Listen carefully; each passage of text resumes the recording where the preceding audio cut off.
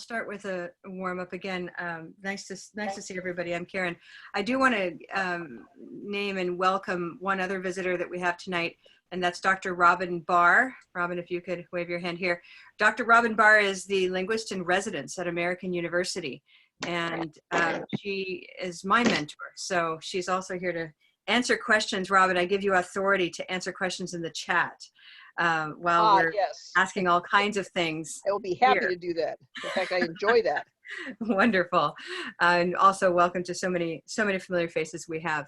I'm going to start with a warm-up that is a little probably unexpected. I'm going to ask you to go to the chat and list as many gray day words as you can.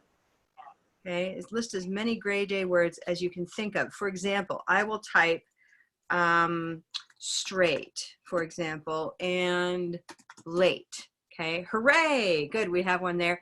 Find the chat, and if you can think of any long or short gray day words, we're going to do that for about 20 seconds, and I'm watching the clock now. Gray day words. We have hooray, late, frame, praise, okay, spate, say. Any, advantageous, I like that one. Any long ones? Try to think of some long ones like advantageous. Parade. Okay, and good, you can stop. That was a very nice little brainstorm. If you look in the chat and scroll to the top of that chat, we're going to now enjoy the flood that comes from that. And as you know, in Blue Canoe, we sometimes give words in an order so that you can hear the same sound many times. And that comes up when you receive any kind of a correction in our sentences and sometimes in the sentence lessons. Okay, so for here, go ahead and take out your hand, and we'll keep our muted for the most part, and we're going to go straight down the list starting with straight. If you're looking in the chat, you can see straight, right? And then hooray. Everybody in the same place? Here we go. Ready? Straight, hooray, late, frame, praise, okay, today, advantageous, spate, say, grade, tray, way, hey, parade, persuade, daily, failure, spider. Okay, so spider is a nice little, whoa, nice white word right there to get us thinking. Wonderful. So that was pretty fun and easy to do, right? Pretty easy to think of some gray words. I'd like to do it again. And this time I want you to do it with wooden hook words. I'd like a brainstorm of Robin Barr, you're limited to one. Because she'll flood us with her many wooden words. So wooden hook words, please. Wooden hook words, please. Again, I'm giving you 20 seconds.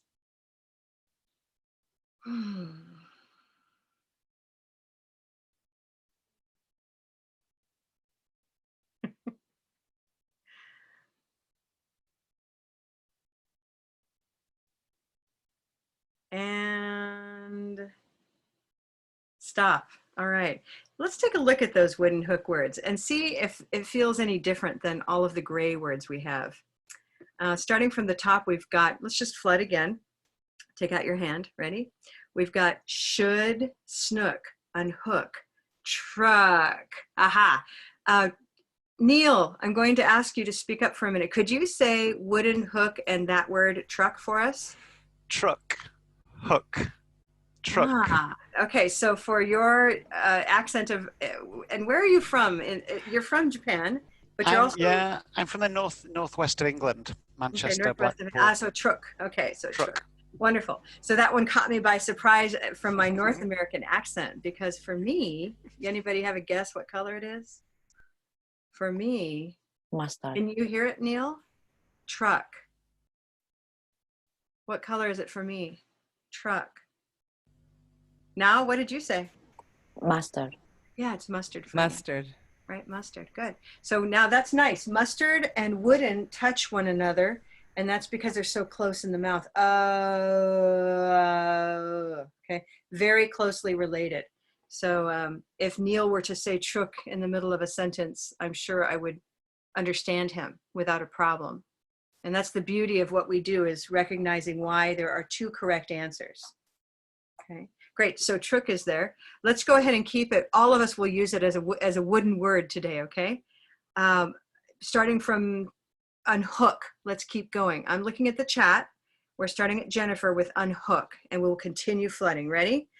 Unhook, Truk, book, woodcutter, shook, wood, forsook, cook, crook, could, took, foot, look, crooked, bull, wood, flood, or flood. For me, it's, we'll talk about that, Bev, right?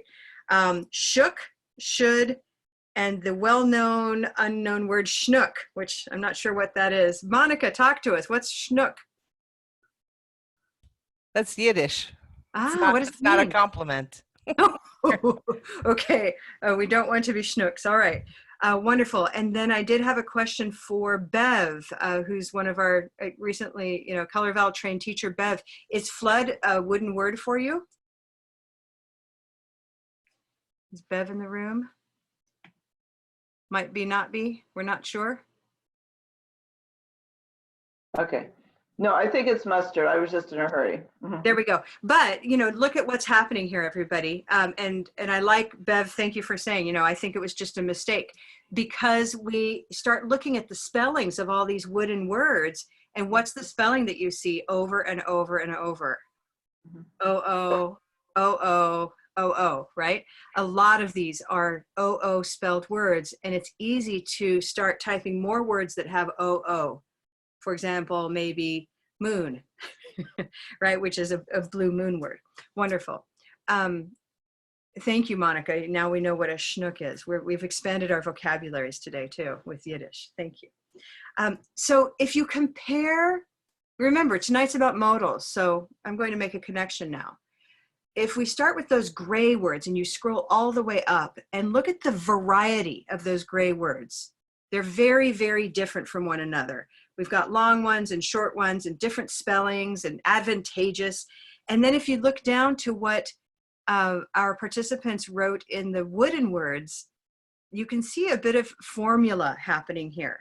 Like, oh, I see that somebody wrote cook, I will write book. And the other person says, well, I will write look.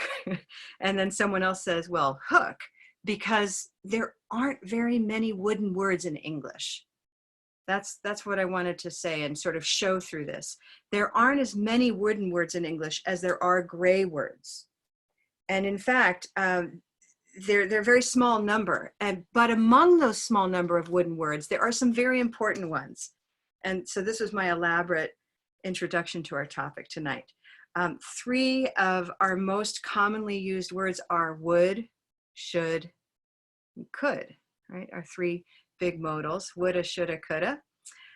When you think of modals, I think we think of grammar, right? And we think of a lot of rules associated with that. Please know that tonight, this is a short session. I'm here to inspire you a bit with some new ways of thinking about modals. If you are interested in good lessons about how to use modals or even how to pronounce modals, we can provide some good, useful resources in the follow-up email that Penny will be sending you. There's some great videos by Canoe, who has a number of pronunciation videos, and she does a beautiful job. But what I'd like to show you tonight is a bit of popular culture around modals should, would, could. And so I'm going to do a bit of screen sharing here. First, just to explore some of the popular functions of would, should, and could. If you look up woulda, shoulda, coulda, you will find these videos. I thought these were interesting, and I'm going to play just a few of them. I was careful, I previewed them. But shoulda, coulda, woulda is itself a fairly popular phrase that's been around for a long time. So just try that for a minute. It's a nice little mini flood. Shoulda, coulda, woulda. Shoulda, coulda, woulda. Shoulda, coulda, woulda, and fast. Shoulda, coulda, woulda. So what does shoulda, coulda, woulda mean? All of these are wooden words. We say them in quick succession in that order. It's not woulda, coulda, shoulda. It is specifically shoulda, coulda, woulda. A couple little sound clips of what that sounds like in popular.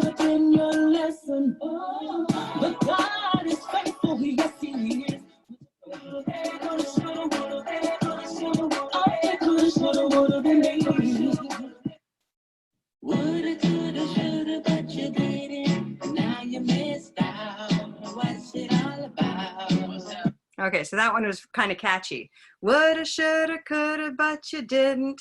So this is all about regret, and we use that phrase popularly to show a kind of the hopelessness of regret, really. That why bother regretting? You kind of need to move forward. So next time you come across that situation, you can say, woulda, shoulda, coulda. Don't worry about it. Let's keep going forward, right? So these are kind of fun ways to look at how this sounds in culture.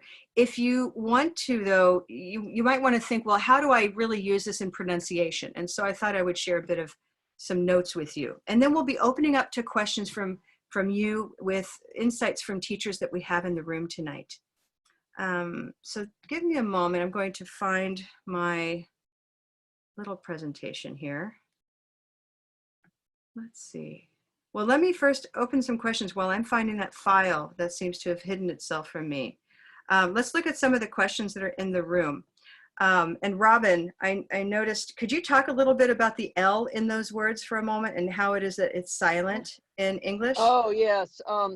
Well, the reason there's an L in should and could is because the present tense of those words is shall and will, which have L's in them. And so they stuck the L into the past tense to show the relationship between the will, would, and shall, should. And then they added the L for could. What is the present tense of could? Is can, right? There's no L in can, but they added the L in could just to make it match the should and the would. So that's... So the they, of course, is who? All of the people who tried to standardize English spelling in the, probably 15th, 16th, 17th century. Yeah. So this is when I talk about the spelling of English not being phonetic, this is a very good example of that, where the they of printed English were a collection of the elite who were involved in making dictionaries. And they tried to make it logical. They were trying to come up with a logical way of spelling. So obviously, if you pronounce should and would and spell it O-U-L-D, then you need to spell could the same way to make it match, because that would be logical. That's logical. And sometimes those decisions were made for prestige, so that if should and would are spelled that way, those are the higher prestige words from their origin, then you might add an L for that reason too, right, Robin? Yeah? Possibly. Well, I don't know. So we have lots of people who have played a role in the way things are spelled. But here we are with a word like should. So let's just remember the sounds in that word in case anybody might think there's an L. What are the sounds in should? Sh, d. That's it. 3 sounds, right? Sh, d. When we say it by itself. It might be a little bit different when we put it into sentences. And so let's just change this to this phrase right here. And I'd like to invite some of the teachers. I see right now, I'm going to take Bev and Monica, and let's just take in this order, Bev, Monica, and Neil, the 3 of you. Could you just say should go, should go, should go? Just let's listen to you say that phrase 3 times each. Okay? Can we hear you? I should go, I should go, I should go. I should go, I should go, I should go. Great. And how does that sound with you, Monica? Should go, should go, should go. Okay. And Neil? Should go, should go, should go. Huh. That was a nice flood. I could hear it over and over, and it started to change. It starts sounding like should go, should go, should go. Or should go, should go, should go. That's different than should, isn't it? Should. So something happens here when we add a verb that it belongs to, because this is an auxiliary, should go, suddenly it becomes stressed on the main verb. So let's take out a hand and just try that. Should go, should go, should go. Should go, should go, should go. And let's add a subject like I. I should go, I should go, I should go. I should go, I should go, I should go. Try you. You should go, you should go, you should go. You should go, you should go, you should go. So the should is very short when this happens. Should go, should go, should go. You can try it this way as well, this kind of catching the big sound. Should go, should go, should go. Good. So there's a rhythm there. Beautiful. Let's listen to a whole sentence. You should go to the doctor. You should go to the doctor. You should go to the doctor. You should go to the doctor. If I take it away, you should go to the doctor. You can hear those 3 big beats. You should go to the doctor. You should go to the doctor. I'm looking for my kazoo, which I've misplaced. So let's hum it. Right? You should go to the doctor. What color is this sentence? Let's take the chat out. We have 3 main beats, 3 main stresses in this little chant. You should go to the doctor. What are our colors? We have you, which would be blue moon you. We have go, rose boat go. And then doctor, doctor. You should go to the doctor. Ooh, oh, ah. Yeah, wonderful. When we take that, we're so used to looking now in color vowel thoughts to think about the colors. But what about the words between the colors? There's should and to the. Yeah. Let's, listen to that. I'm going to do something strange. It's been hard. I've been trying all night. I'm going to whisper the important words and I'm going to say the other words. You should go to the doctor. You should go to the doctor. It's very difficult. But in the end, we hear should to the, yeah. In fact, what happens is they become very small. They become very short. And I've included a symbol here because it's a sound of this vowel sound in these words that we don't have on the chart. It's a sound that doesn't have a color. It's a subconscious sound that we make when we use stress and this kind of special unstress called schwa. And so I'll use this symbol tonight and you'll see it fairly, often in the future. They're not always exactly the same sound, but the idea is the same. Should to the ter. You should go to the doctor. You should go to the doctor. And this is going to play out in different ways. I thought I would just show you, if you look after go, if Neil says it. Neil, would you say this sentence?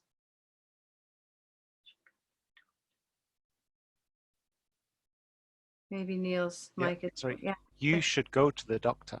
Good, you notice the to the, and then if you watch right there, North Americans will say, you should go to the doctor. You should go to the with a D, yeah? So we have a slight difference there, very unnoticeable, but I just wanted to acknowledge it just because we're listening carefully, right? Good. So what we have happening here is the word should is a very commonly used word, but often it's so small, or it needs to be so small because there's a main verb right after it. Now, that's not always true. There's that banana, that sound, by the way, in case this is new for you, schwa. It's the sound in those unstressed syllables of banana, okay? I wanted to kind of put that in there to show you. And that sound can sound a lot like mustard, but it's not. It's smaller in the shape of the space of the mouth, and it's shorter in time. So I'm just kind of putting it there for you to see it, but it's not actually in the chart. It's hidden in the center of a cup of mustard, if you will. So just try banana, banana, and it's this small sound, the sound, okay? So let's go back to should. Sometimes should will be stressed, and here's just one instance, yeah? So here, you'll see one instance where it's not stressed and one where it is. Should I go? Yes, you should. Should I go? Yes, I should. Try that. Should I go? Yes, I should. Should I go? Yes, I should. Okay, or you should. If we find the main colors, should I go? Yes, you should. O, O, Should I go? Yes, I should. Okay. And then we see how the rest fits in. These words become small. When should is at the end of a sentence, it is stressed because it's the main verb there. Yes, you should go, right? Or do something. But the fact is there's so much other there's so many other ways that should or could and you'd are going to be used. And you'll hear and see lots of different examples in the world. And I thought instead of, I know you can continue studying the way these happen in grammar books and listen to people around you or practice. I thought one other resource I would expose you to that's very valuable is Youglish, so that you can listen to a variety of native speakers and the way that they actually use woulda, shoulda, coulda. So if we come here to youglish.com, I think I have mentioned it before, and I'll share this with you now. Youglish is a tool that mines through different TED Talks and other YouTube videos. And so if we say, for example, search for should have. This is very interesting when we do this. We'll listen to all different accents. So let's see what we get. I like this channel because it's not going to come up with a lot of very surprising, inappropriate material. It's mined mostly from TED Talks and other formal talks. Unlike those videos, I was very careful about which videos to show you with the songs. I listened carefully beforehand, but this is a safe place to go and not be shocked. So let's just listen to a few examples, and then we'll open up the airways for our last few minutes for comments and questions. I'll show some examples of should have. Kid should have that vaccine. That you should have a diverse group of people, including those with... Try that. You should have a different vaccine, right? So she says it a little differently. What's the next one? That everybody should have the right to fulfill their potential. Everybody should have the right. That's nice. Accept me. I should have been applying to college. I should have been applying to college. I should have been applying to college. I should have been applying. I can play it again. Accept me. I should have been applying to college. Accept me. I should have been applying to college. Accept me. I should have been. So you can repeat, and you can also slow down Youglish to go really slowly. After years of being truant, and I would ask them to accept me. Okay. So it'll slow it down as you want to, from normal speed to, there it is, to half speed. Should have been applying to college. I was applying to high school. Accept me. I should have been applying to college. Okay, she sounds sad now, but we can really start listening to the way native speakers and other speakers of English say these phrases, so that you can spend time with them. So I won't show many more of these. I can maybe show one or two, but then let's open it up. Does everybody say should have the same? Well, because I really believe that none of us have done what we should have done in being. Let alone you don't have, you should have personal relationships with all of them. Okay. So we'll start to see that the rules in the grammar book are a guide to start with, but you want to spend time noticing what people do in speech, and Youglish is a great tool for that. Okay. I'll take this time as we round things down to open up for questions and comments. And I'll look through and see what kind of questions we have too. Teachers, how many of you have used something like Youglish? Is this something you recommend that some of our users might look at? Unfortunately, I stopped teaching before Youglish got really well known, but I've seen several presentations on it at conferences, and it's got lots of wonderful uses. But if I could talk about the should have, what's really interesting is if you show that to students and then have them start noticing when have is reduced and when it's not, and noticing have when it's the main verb and when it's sort of another helping verb or auxiliary, when it like should have been or should have gone, and how often that it's reduced in that case. So that's a very interesting kind of activity to do with students, to notice the function of have and how it's pronounced. Yeah, in fact, if we do if we had the time, and if anybody goes to Youglish, make your next search should have done it or should have gone, add a verb to it, and then listen to what happens, and it'll be much more consistent, where the word have becomes not have, black cat, but of. Should have gone, should have been, should have taken, should have seen. Robin. And you can also do a really cool exercise where you can figure out when the v of have disappears. It disappears before consonants and it stays before vowels. So I should have gone, I should have done, but what's a verb that begins with a vowel? Should have eaten. I should have eaten. Yeah, I should have eaten. Yeah. Yeah, that's a nice example. Well done. Any other comments or questions?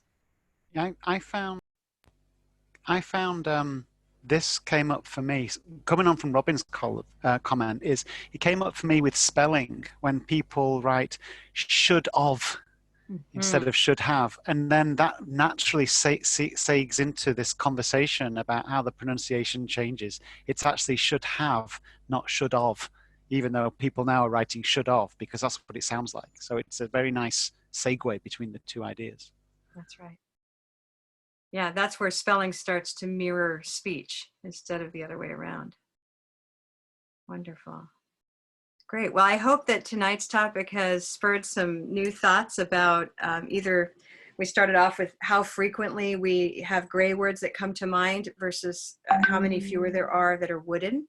But then mostly we looked at when should and could and would can be large and stressed, and when that comes down and is unstressed. And then a third idea underlying all of that was the idea of schwa, that small central sound where the tongue is relaxed and the mouth is nearly closed.